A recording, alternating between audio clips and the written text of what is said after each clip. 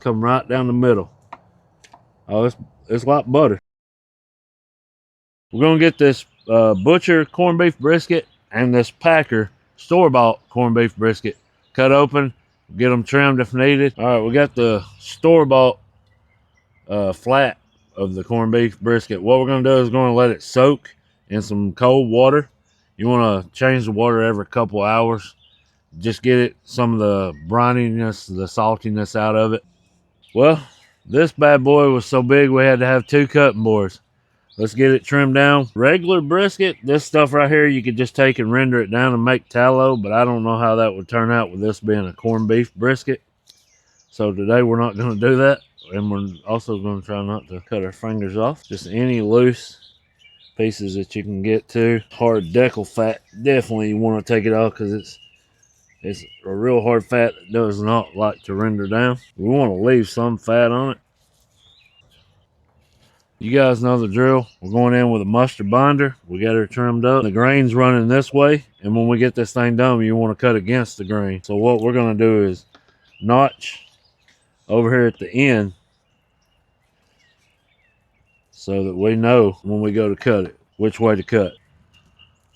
It's a big piece of meat, so you can be very liberal with your seasoning. It can take it. Any cracks and crevices, make sure you want to get it in there. You just want to pat it down.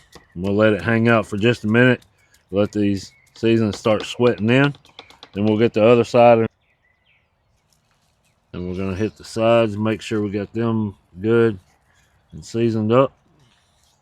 And we're ready to throw it on the smoker. We're going to do it today. Try to keep it around 250, 275 range. We're going to get it on there. We're going to put the thicker side toward the firebox, which this is a reverse flow smoker. We're going to get a probe in to right there, and we'll monitor it. When it gets to about 155, 160, we're going to wrap it in butcher paper and let it finish off. Now we're going to get the store-bought corned beef brisket ready. We let it soak for a few hours.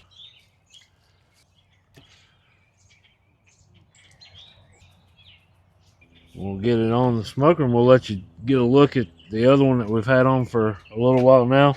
It's running an internal temperature of 115 degrees, and the smoker is steady at 264 right now. So we're going to just put this one right down here, right beside it. We'll let it go a little while, and then I'll put a probe in.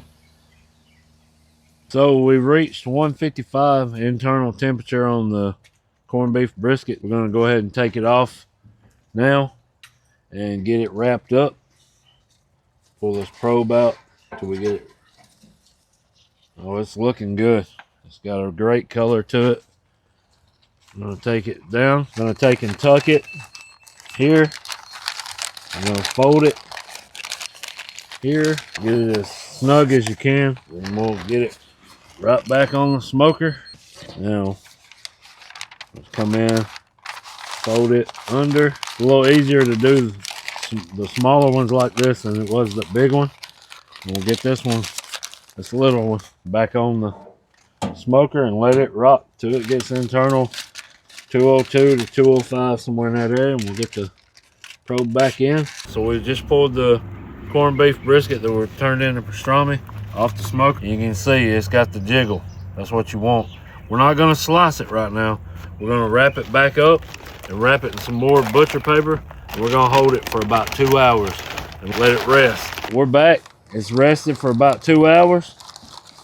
Get it unwrapped. Get it on the cutting board and see what we're looking like. I wrap this thing better than I wrap Christmas presents. Oh, she's still good and hot. Point is the bigger part. We'll just come right down the middle. Oh, it's like butter, that's for sure. And you see, it's juicy. You got the flat down here. Get a couple of slices, give it a sample. I'm gonna take the little end piece, see what we're working with. Very good, very good. And now the Packer brisket.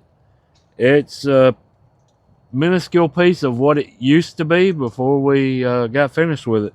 So it's gonna look like it's a big on this one, and we'll just go with that butcher cut But we're going to slice into it to see what we're looking at. I can already tell it's not butter like the other one. But it's, I mean, don't seem too tough. But we're about to find out with the taste test. It's...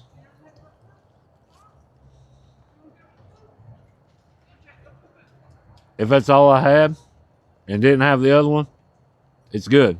But after eating the other one, the big one, all day long.